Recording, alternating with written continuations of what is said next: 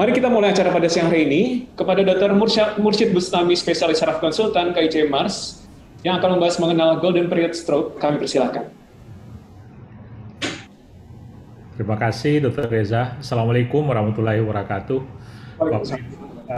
Para peserta webinar yang saya hormati, saya akan menyampaikan golden period stroke.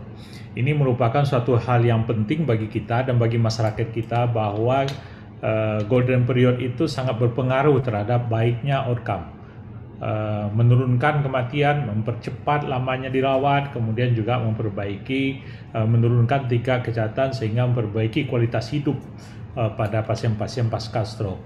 Outline dari presentasi saya yang singkat ini latar belakang mengenal stroke, mengenal golden period stroke dan mengoptimalkan penanganan stroke pada masa golden period.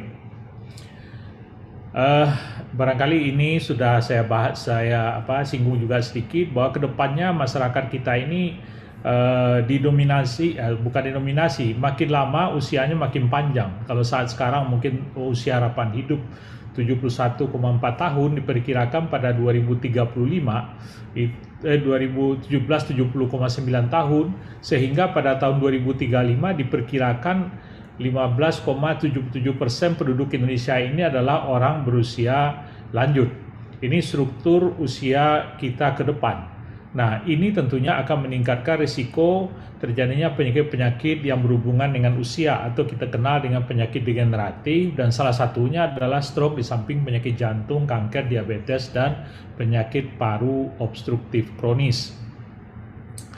Saudara-saudara sekalian, seperti saya sampaikan tadi, kenapa stroke masalah kesehatan yang harus betul kita perhatikan? Riset kesehatan dasar Kementerian Kesehatan pada penduduk di atas 15 tahun ternyata stroke itu cukup tinggi dibanding 5 tahun sebelumnya. Jadi tahun 2018 10,9, pada 2013 7 per 1000 penduduk.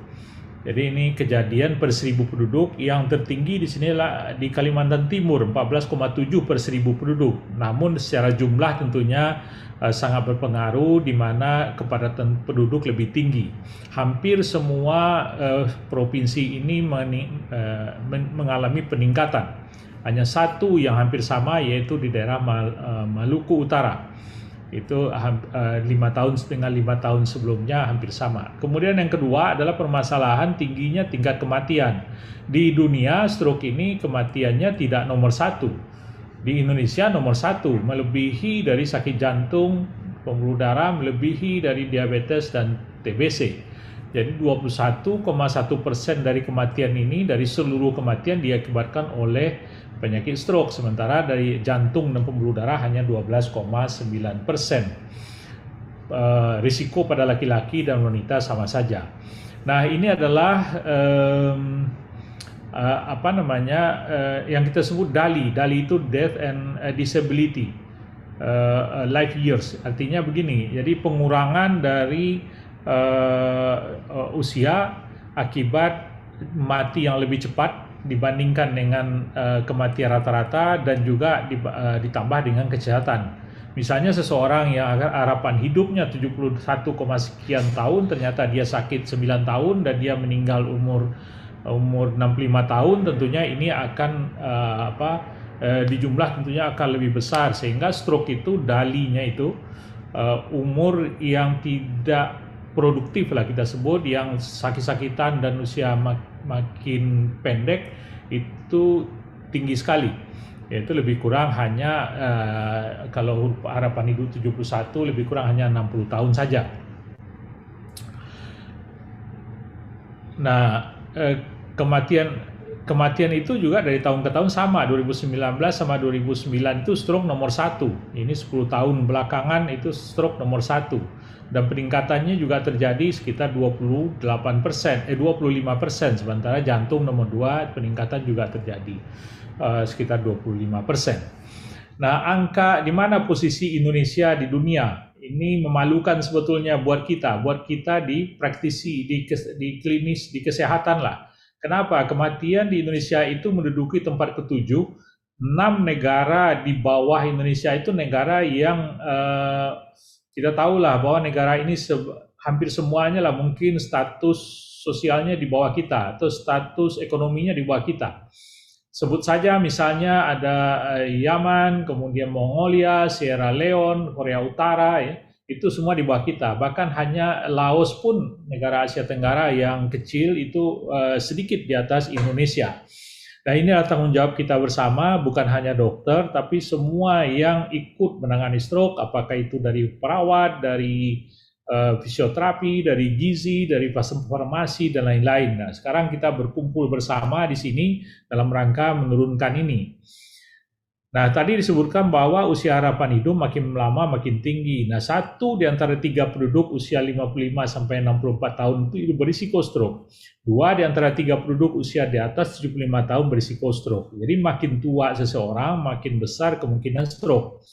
Nah, rata-rata populasi yang terkena adalah di atas 45 tahun, walaupun di bawah itu juga memperlihatkan kecenderungan meningkat.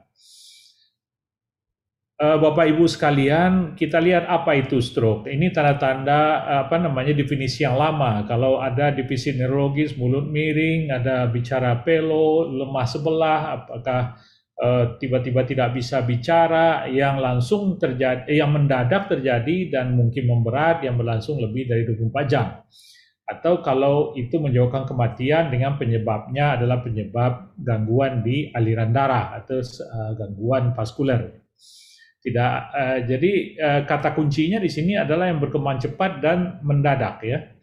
Nah, tapi definisi ini akhir-akhir ini juga sudah berkembang. Ini tahun 2013 dari American Heart Association dan American Stroke Association itu menuliskan ada kriteria bahwa selain dari kematian sel otak juga ada di tulang belakang, di sumsum tulang belakang atau di retina.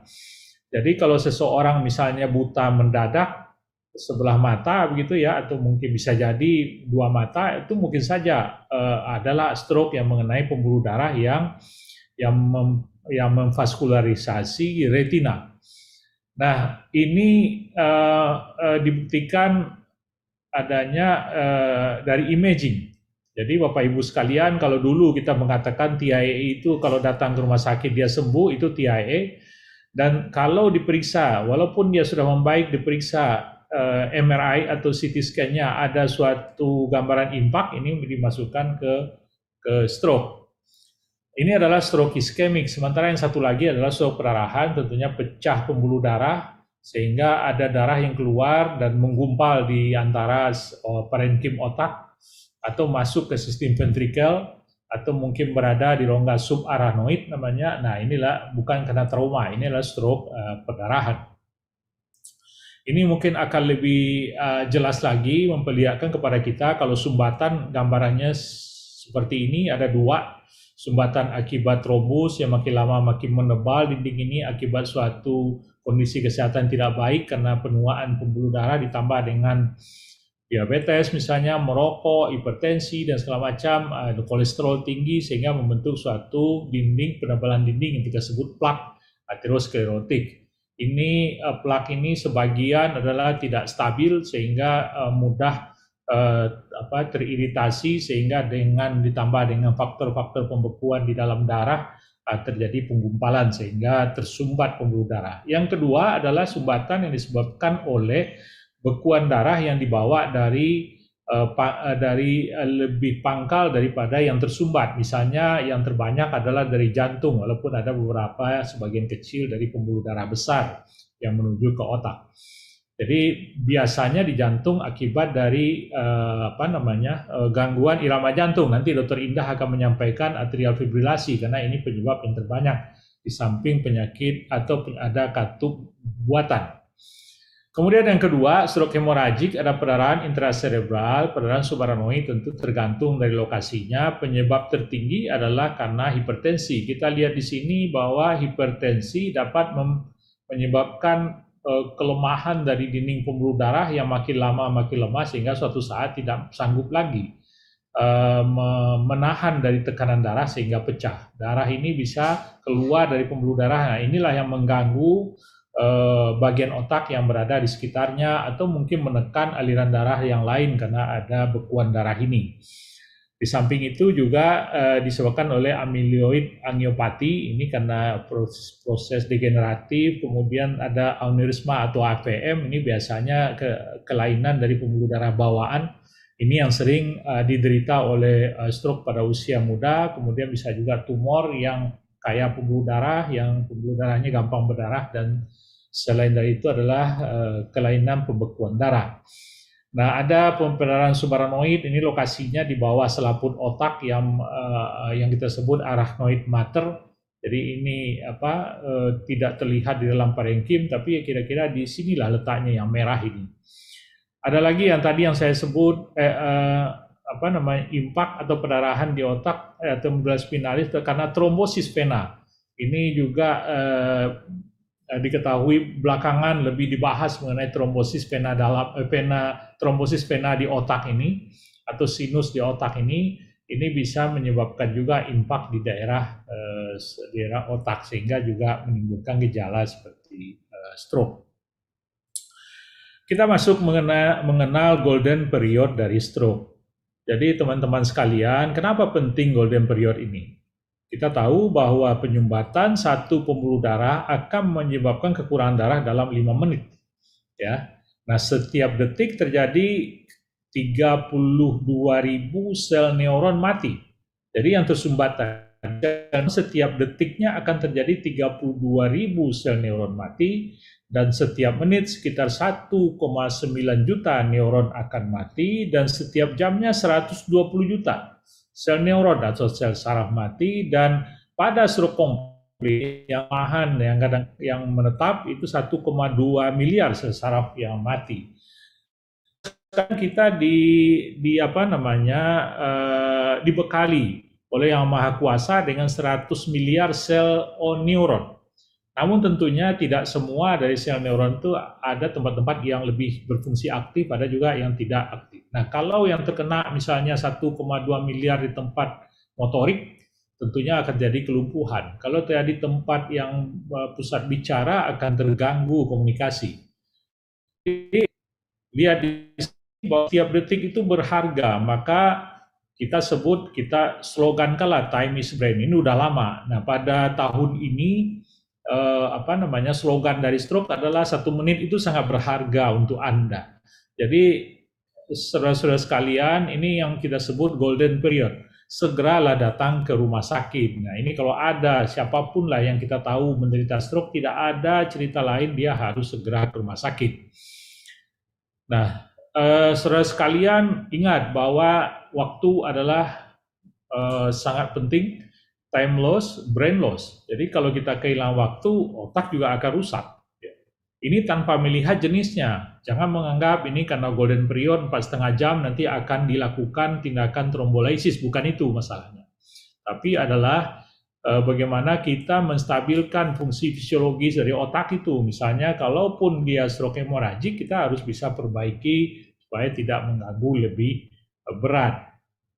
Nah, ini rangkaian kira-kira 4,5 jam atau yang ada 8 jam ini ada tindakan lain yang bisa kita lakukan, tapi 4,5 jam ini akan kita penting banget untuk masyarakat mengetahui sehingga dia datang ke rumah sakit. Nah, kita di rumah sakit harus siap. Tadi ada video yang kami putarkan, ini yang kita lakukan di Rumah Sakit Pusat Otak Nasional. Jadi ada door to needle 60 menit paling lama. Nah, slogan ini sudah sering kita lihat di mana-mana karena ini resmi dari PTM Kementerian Kesehatan yang diagram periode emas penanganan stroke. Jadi kalau ada serangan stroke langsung dibawa ke UGD rumah sakit.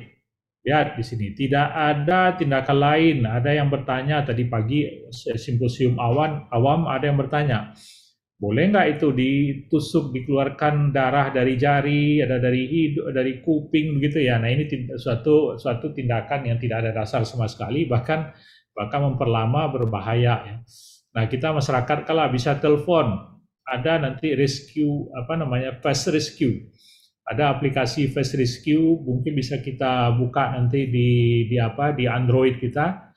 Itu kita ambulan mengetahui rumah sakit mana yang akan dituju, sehingga sampai di rumah sakit itu kita harapkan kurang dari 2 jam. Nah, masih ada tersisa waktu 2,5 jam, paling 1 jaman paling lama itu sudah diberikan obat yang tepat oleh dokter di rumah sakit, sehingga akan memperbaiki keluaran atau outcome sampai hampir 50% atau tepatnya 47%. Ada slogan PAS, ada segera ke rumah sakit, ini adalah singkatan agar pasien-pasien itu cepat datang ke rumah sakit. Ini adalah ilustrasi dari salah satu penyumbatan di daerah arteri cerebri media atau pembuluh darah medial yang menuju ke otak. Ini awal terjadi sewaktu onset. Bapak Ibu bisa lihat di sini ada area merah, ada hijau. Yang merah ini adalah impak. Ini daerah yang sangat kurang sekali iskemiknya, yang rendah, aliran darah sangat rendah di sini. Ini potensi sudah rusak. Daerah impak ini sudah rusak. Kita tahu bahwa kerusakan otak itu irreversible. Dan di sekitarnya yang hijau ini adalah penumbra. Nah, tugas kita adalah bagaimana menyelamatkan penumbra ini agar tidak menjadi impak. Ya. Kita lihat di sini 24 jam setelah onset stroke, kalau kita tidak segera lepaskan sumbatan tadi, maka daerah impaknya akan menjadi luas, merahnya menjadi luas, sementara penumbranya juga bertambah, tapi secara relatif berkurang, walaupun sebetulnya ini luasnya lebih besar ya, karena berubah menjadi penumbra ini, berubah menjadi impak ini. Jadi impak ini sekali lagi tidak bisa kembali baik. Nah, karena itulah maka pasiennya akan tingkat kecacatannya akan lebih besar ya. Kita tidak berhasil menangani penumbra ini. Jadi target kita adalah yang hijau ini tetap akan hilang dan merah akan tetap sebesar yang merah itu. Nah, ini seperti inilah kira-kira kalau datang ke rumah sakit seperti gambar yang sebelah kiri ini core-nya atau daerah impak, ini adalah penumbra. Kalau setelah kita tolong pasien ini penumbranya normal kembali, ya impaknya lebih kurang sama. Artinya akan mengurangi perluasan injuri iskemik ini. Jadi cacatnya juga makin minimal. Nah, inilah yang manfaat di golden period. Waktunya adalah sangat singkat. Ya. Jadi jangan sampai pasien-pasien kita itu mengalami brain loss. Nah, bagaimana mengoptimalkan penanganan stroke pada golden period ini? Yang pertama adalah pengenalan gejala dengan cepat atau stroke awareness di masyarakat, kemudian transportasi pasien ke rumah sakit yang tepat, dan penanganan intra rumah sakit. Ini di Cincinnati Stroke Scale di Amerika, ini dikembangkan pertama kali udah belasan tahun yang lalu dengan singkatan FAST. Jadi ada face, arm, speech, dan time. Apakah mulutnya miring atau satu tidak bisa memegang benda, atau mungkin diangkat tangannya, satunya jatuh, satu lagi mulut bicaranya terganggu, maka yang satu-satunya yang harus dilakukan pergi ke rumah sakit. Jadi time untuk menelpon rumah sakit, menelpon kalau di Indonesia mungkin 119, atau menelpon anaknya suruh datang antarin ke rumah sakit ya, atau menelpon siapapun lah untuk segera datang ke rumah sakit ya. Nah, ini nggak ada cara lain. Ini di Amerika. Di Indonesia tadi sudah saya singgung mengenai singkatan segera ke RS. Ini senyum yang tidak simetris, G-nya gerak, separuh anggota tubuh melemah, bicara pelo, nirak, kebas atau baal atau kesemutan separuh tubuh, R-nya rabun, dan S-nya sakit kepala hebat yang beda dengan sakit kepala yang sudah pernah dirasakan. Jadi singkatannya segera ke RS. Nah, ini di masyarakat gampang ini untuk memberitahu, dan mungkin ke keluarga kita juga gampang ini. Kalau ada senyum, gerak, semacam singkatan dari segera ini, segeralah ke rumah sakit. Yang kedua adalah transportasi pasien ke rumah sakit yang tepat. Nah, ini aplikasi yang tadi saya singgung adalah Fast Rescue. Bapak Ibu nanti setelah ini bisa buka Android-nya dibuka Fast Rescue. Ini tentang aplikasi ini memberikan informasi rumah sakit stroke ready yang memungkinkan masyarakat atau ambulan untuk menjangkau rumah sakit stroke ready. Jadi arahnya jelas, jangan sampai rumah sakit yang dituju itu tidak siap untuk menangani stroke. Rumah sakit yang dituju tidak memiliki CT scan misalnya. Tentunya ini bukan suatu rumah sakit yang tepat untuk melayani stroke. Nah, ini beberapa fitur yang ada di Fast Rescue itu bisa, ini tombol panik tadi, bisa daftar stroke, daftar rumah sakit juga ada di sana, dan juga cek gejala pas ini bisa sebagai mengingatkan kita, dan juga bisa didaftarkan anggota keluarga. Nah, ini mungkin sekarang sudah cukup banyak yang mendownload Fast Rescue ini. Kemudian transportasi pasien ke rumah sakit yang tepat. Ini kalau bisa memakai mobile stroke unit, tapi ini masih cita-cita kita ke depan. Barangkali pasien itu di rumah sakit di ambulan sudah mulai ditangani. Segitunya negara-negara yang maju yang mungkin sosial ekonomi jauh di atas kita itu memperhatikan outcome dari stroke itu. Setiap menit berharga. Di mobil ini sudah ditangani pasien stroke. Di mobil ini sudah dilakukan CT scan. Bayangkan, kita di rumah sakit, mungkin ada rumah sakit yang belum memiliki CT scan sehingga bisa kirim dulu keluar, kemudian lihat lagi dan segala macam ya. Kemudian di rumah sakit ini lakukanlah anamnesis, pemeriksaan penunjang, terapi reperfusi inilah yang dilakukan ya. Mungkin trombolisis intravena, mungkin lakukan trombektomi mekanik. Dan kita mengenal dengan door to needle. Jadi harus ada target berapa menit trombolisis intravena ini bisa kita aplikasikan terhadap pasien. Ini penting karena setiap menit sangat berharga. Bahkan kalau di Rumah Sakit Pusat Otak Nasional tadi Bapak Ibu lihat mungkin sepintas video yang kita tayangkan tadi, kita dengan memperbaiki metode layanan kita bisa mencapai di bawah 30 menit dengan obat diberikan di ruangan CT scan. Ini anamnesis yang dilakukan ya, gejala tentunya mencakup juga anamnesis untuk pemberian obat, apakah boleh atau tidak, atau ada kriteria eksklusi untuk pemberian obat. Dilanjutkan dengan pemeriksaan fisik, pemeriksaan CT scan, MRI mungkin belakangan saja karena yang penting CT scan untuk membedakan antara pendarahan atau penyumbatan. Pemeriksaan laboratorium ini yang sesuai, yang cocok ya, pemeriksaan laboratorium rutin, gula darah sewaktu, pemeriksaan lainnya dilakukan sesuai indikasi. Tindakan trombolisis intravena ini tidak menunggu keluarnya hasil pemeriksaan laboratorium kecuali pada kasus-kasus tertentu. Nah, ini pemeriksaan CT scan yang tadi saya sampaikan di rumah sakit.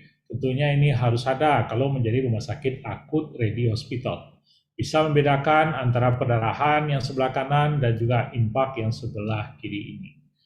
Nah, akan lebih baik kalau mampu untuk melakukan CT angio sehingga kelihatan pembuluh darah yang tersumbat seperti gambar yang pertama ini. Sehingga bisa dilihat ini daerah yang kurang bekerja, kurang mendapatkan aliran darah yang cukup. Ini lebih baik lagi dengan melakukan CT perfusi, jadi melihat dari perfusi aliran darah ke otak ya. MRI juga merupakan pemeriksaan yang lebih canggih lagi, tapi tidak menghalangi kita untuk golden period tadi asal ada CT scan. Jadi penanganan rumah sakit terapi reperfusi ini yang kalau Bapak Ibu mendengar di medsos bahwa datanglah ke rumah sakit di bawah 4,5 jam, lah ini kebenarannya seperti ini ya.